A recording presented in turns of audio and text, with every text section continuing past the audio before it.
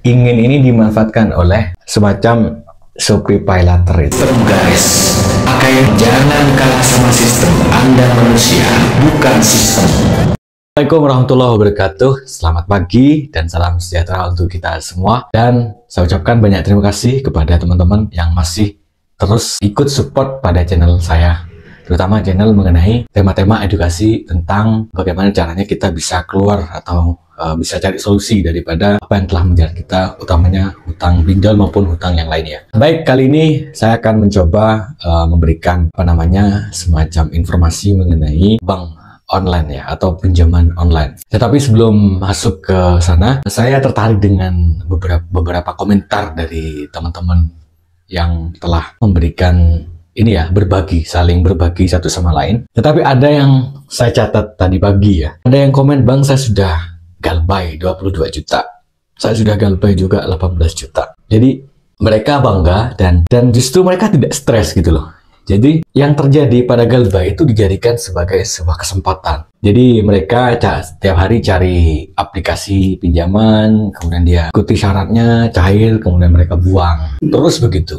Jadi pekerjaannya orang-orang ini adalah memang sengaja galbay. Ini kira-kira gimana kalau kita bahas? Semoga yang mendengarkan, teman-teman yang memang sengaja galbay gak tersinggung ya.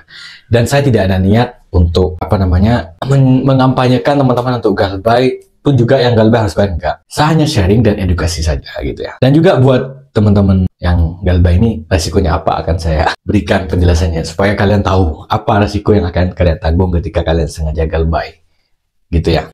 Pinjaman itu teman-teman, pinjol itu ada dua teman-teman. Ada yang konsumtif, ada yang memang produktif. Ada yang konsumtif, ada yang produktif. Baik, kita konsumtif ini juga ada dua juga. Satu, dia pinjam karena memang ingin membeli sesuatu. Ada yang kedua, ini butuh pada uang itu. Tapi kalau ini yang ketiga, boleh kalian masukkan. Kalau saya enggak sih sebetulnya. Tapi ini berdasarkan yang udah saya ceritakan barusan ya. Yang ketiga ini memang sengaja ambil uang dipinjol. Artinya bahasa kasarnya mencuri ya. Karena memang nggak mau niat bayar yang ini. Yang ketiga. Baik. Pinjol konsumtif ada tiga. Ingin membeli sesuatu. Jadi kata kuncinya ingin. Ingin itu teman-teman. Ingin itu gini. Dia itu memang pengen sesuatu, gak punya uang, dia harus ambil pinjol. Biasanya rata-rata di Shopee PayLater ya. Di Shopee PayLater itu membeli produk, memang fintechnya itu sengaja ya. Terus nanti yang bayar itu PT Fintech itu, PT Commerce itu yang memang menangani orang-orang yang butuh sesuatu tapi nggak punya uang. Dan di situ dipromosikan ya. Kadang kalau kita menggunakan fintech yang Shopee Pay itu kadang memang gratis ongkir, terus ada diskon besar-besaran gitu. Jadi memang itu dipromosikan ya. Jadi ini dimanfaatkan oleh semacam Shopee PayLater itu. Nah, kemudian butuh ini banyak. Butuh ini kalau sekarang tuh ada ratusan APK pinjol yang menangani soal butuh. Jadi ini memang memanfaatkan ya. Bahkan ini benar atau tidak, ada istilah pinjol dan judol. Jadi mereka orang-orang itu judol, main judi online, terus kalah, dia butuh uang, dia harus masuk pinjol. Karena dia memang diciptakan, kebutuhan untuk pinjam tuh diciptakan. Ini mungkin negatif ya. Sisi inilah, bukan sisi positif, apa ya sebenarnya gini. Tingkat kemiskinan itu akan mempengaruhi perilaku pinjol. Jadi tingkat kemiskinan pada suatu negara itu mempengaruhi aktivitas usaha pinjol. Salah satu mahasiswa Universitas Brawijaya itu melakukan penelitian tentang Shopee PayLater. Memang betul ada banyak aktivitas. Kadang Shopee PayLater itu hanya dijadikan sebagai tempat untuk gestun, gasik tunai ya. Jadi kan pinjaman di Shopee PayLater itu kalau dia lancar dia semakin banyak tuh. Jadi dia itu kerjasama dengan pihak ketiga namanya gestun, uangnya dibuat usaha. Itu ada juga penelitian di Brawijaya. Terus ini pinjol dan judol. Jadi judol judi online itu memang sengaja membuat kalian itu candu. Kemudian ketika kalian butuh uang, kamu akan lari ke pinjol. Dan ini yang tidak saya sukai oleh teman-teman yang masih terjebak di lingkaran ini. Ini yang pada akhirnya stres, terus ada yang sampai cerai ya kan. Suaminya terkena judol, istrinya ngamuk-ngamuk, akhirnya suaminya dibakar hidup-hidup. Ada yang begitu. Ada yang sampai suaminya dicerai. Banyak sekali penceraian, pembunuhan, kasus-kasus yang luar biasa itu gara-gara pinjol. Kayak gitu teman-teman. Jadi mereka itu pinjol ini memang menciptakan kebutuhan, orang suruh pinjam, terus dia harus nagih dengan cepat, nggak sampai bulanan ya, per 15 hari sudah ditagih. Baik, kita lanjut lagi teman-teman. Nanti tolong jangan kalian geser-geser, karena ada sesuatu yang penting yang mungkin akan terlewati oleh kalau digeser ya. Baik, ini yang ketiga, sengaja ambil uang atau mencuri. Ya seperti yang tadi sudah saya jelaskan, dia itu ada yang sampai 10 APK, ada yang 2, mungkin ada yang sampai 15 APK ya, mungkin saja. Kan ada 98 tuh yang resmi, yang tidak resmi ada 500 lebih kayak gitu teman-teman. Jadi dia itu APK 1 dia ambil 1 juta, APK 2 2 juta, APK 3 1 juta, 2 juta, 1 juta. Ada yang sudah dibuat, memang sengaja dibuat lancar, kemudian nanti sama APK kan dikasihin terus begitu teman-teman ya. Jadi sistem APK itu, aplikasi itu berdasarkan dari kredit kita bagus apa enggak. Kalau bagus dikasih 1 juta, bagus ditambahi 2 juta, bagus lagi ditambahi 3 juta, bagus lagi sampai ada yang tinggi. Pun dia ambil, setelah diambil dia nggak bayar. Jadi memang ini adalah bagian dari mereka sengaja. Apakah mereka benar atau salah?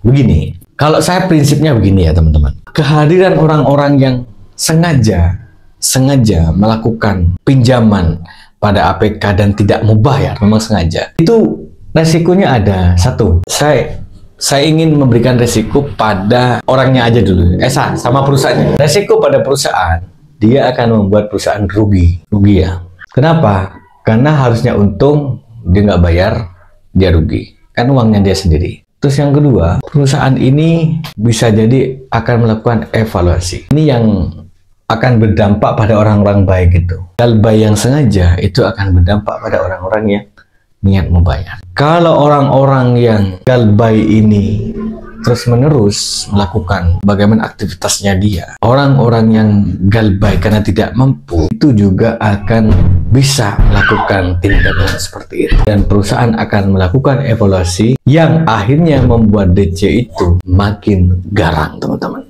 Dengan model A begini nggak lolos, B nggak lolos, C lolos, DC akan juga melakukan sesuatu yang tidak melanggar hukum tapi mampu membuat kalian stres. Ini yang kita tidak mau gitu loh. Saya belum bicara soal dampaknya pada pribadinya ya, tapi ini dampak pada perusahaan dan orang lain.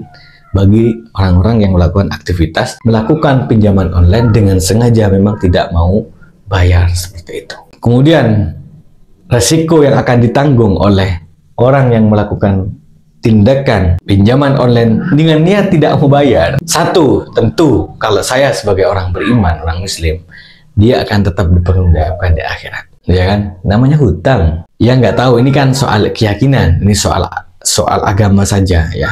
Boleh, kalian boleh tidak berpikir ke sana, tapi saya tetap tidak menyarankan teman-teman tidak bayar hutang. Itu resiko yang pertama. Resiko yang kedua, kalau APK itu legal, tentu nama kalian tetap tercantum dengan jelas di slip otoritas jasa keuangan bahwa si A, si B, si C ini tetap tidak bayar. Artinya siapa tahu kalian suatu saat sukses teman-teman yang nggak bayar. Kalian butuh uang modal besar, sulit untuk bisa dapat pinjaman lagi. Kalau sengaja, saya catat kalau sengaja dia memang nggak mau bayar gitu. Kemudian yang ketiga adalah ini cerita pribadi dan dapat dari teman-teman. Hidup kalian nggak bakal enak. Cari uang, usaha selalu gagal. Punya uang selalu nggak bisa lama. Ya mohon maaf, jangan tersinggung teman-teman. Karena itu banyak sekali yang terjadi di lingkungan saya, teman-teman saya juga. Bagaimana teman-teman? Apakah paham di sini? Kalau paham dan dirasa bermanfaat, silakan dibantu share. Sekarang kita akan belajar lagi soal kenapa bank melakukan pinjaman online. Oke, ini mungkin sekitar 5 menit aja ya. Di situ kita selesai. Oke, saya akan hapus dulu. Nggak bisa dihapus ya. Oke, gini. Yang berikut adalah bank itu ada istilah lending, ada istilah funding. Jadi funding itu, teman-teman, funding itu tabungan. Jadi dia bagaimana caranya orang bisa nabung sebanyak mungkin. Terus kalau lending, bagaimana dia membuat pinjaman. Apa yang saya ceritakan tadi, mulai dari ingin, butuh, sengaja, ini memang diciptakan dari istilah lending tadi. Istilah lending seperti ini. Jadi mereka ingin target perusahaannya itu uangnya keluar dengan banyak sampai sekian banyak orang yang pinjam dan lancar seperti itu. Karena dari situ dia dapat keuntungan. Contoh begini, dia punya uang 10 juta si banknya. Ini contoh aja. Tentu lebih besar kalau banknya. 10 juta ini dibagi 1 jutaan. Berarti dari 10. 10 ini 1 juta kepada si A, 2 juta si B, si C, si D, si E, si F, dan segala macam. Dan terusnya. Jadi 10 juta ini 1 juta dipinjam oleh orang. Dan per 1 juta dia mendapatkan keuntungan. Misalkanlah dia ambil bunga sampai 5% per tahun, berarti 2,5 angsuran per bulan. Jadi 2,5% per bulan. Jadi kalau 1 juta uangnya jadi berapa? Jadi 1.250.000, ya kan? 250.000 kali 10 berapa sudah, teman-teman? Coba hitung, 2 aja udah 500, 4 berarti 500 tambah 500 sudah 1 juta, 4 orang tuh, 6 orang 3 juta, 7 orang, iya kan? Wah, itu mereka sudah untung kurang lebih 5 juta, ya kan? 2,5 juta, sorry, dari 10 juta uang yang keluar, dia sudah dapat untung di hari itu juga 2.500.000. Kalau setiap hari 2.500.000 berarti 2 hari itu sudah 5 juta. Itu dianggap menggiurkan oleh mereka sehingga mereka itu akan terus melakukan penawaran pinjaman dengan bunga kecil, denda kecil, angsuran lama, wah begitu macam-macam. Begitu kalian telat 1 hari dihajar kalian. Kenapa? Karena 2 orang tadi dari 10 orang, 2 orang tadi gak bayar itu sudah berapa kerugian mereka kan? Sudah 2 juta. Untungnya 2,5, berarti hanya tinggal 500.000. Kalau 5 orang yang nggak bayar, berarti sudah rugi besar. Itu yang akhirnya apa ya, membuat mereka membuat teman-teman bank itu bagaimana caranya punya DC yang keras, bertahan, menghajar, bisa bayar semua, bisa ngambil keuntungan sedapnya. Makanya buat teman-teman yang hari ini terjebak dengan istilah hutang kepada online, syarat tidak utang lagi. Tapi hikmahnya orang yang sengaja tadi pinjol ini bisa jadi bangkrut. Tapi kalau ada juga YouTuber yang lainnya, ayo kampanye, hajar pinjol, jangan bayar.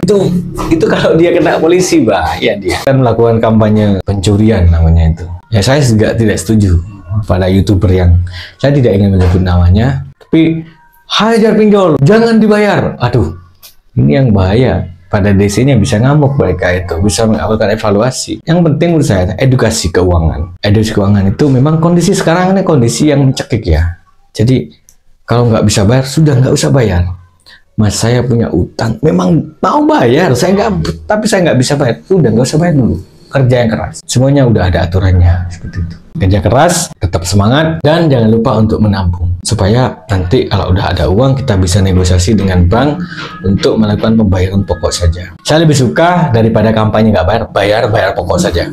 Kenapa? Karena kondisi udah nggak punya uang sama sekali, dan saya nggak bisa. Kalaupun bayar denda, ya denda sehari lah, jangan denda berhari-hari kayak gitu. Kalaupun ada bunga, ya bunganya jangan besar-besar lah. Jangan kerugian bank dilimpahkan pada orang-orang yang niat bayar. Cuma tuh yang nggak niat bayar ditagih. Berani nggak bang itu sama orang-orang kayak itu? Kayak gitu. Memang orang yang galbay sengaja itu dia biasanya KTP-nya dengan rumahnya tuh nggak sesuai. Kebanyakan seperti itu. Mereka berani aja. Kenapa? Karena nggak ada di rumahnya. Terus yang kedua, mereka juga sudah anti malu, nggak malu, mau dikondar, mau telepon temennya, kantornya dia udah kondisikan teman-teman. Kalau ada telepon begini nih, jangan diangkat. Atau angkat aja, aku nggak kenal kamu gitu. Cerita lucu teman-teman ya. Jadi temanku itu ditelepon dia orang baik oleh salah satu APK pinjol. Mas, tolong ingatkan ini. Saya nggak kenal bu. Kemarin bilangnya kenal loh. Lupa kemarin bilangnya kenal, sekarang nggak kenal gitu. Nih teman-teman ya. Semoga video kali ini bermanfaat. Nanti kita akan belajar bagi yang udah terjebak di pinjol, cara keluarnya seperti apa, usaha apa yang pas. Nanti saya udah bikin ajang-ajangnya ya. Semoga ini bermanfaat, bantu support dan sebarkan teman-teman supaya yang lain bisa mengambil manfaatnya. Terima kasih. Assalamualaikum warahmatullahi wabarakatuh.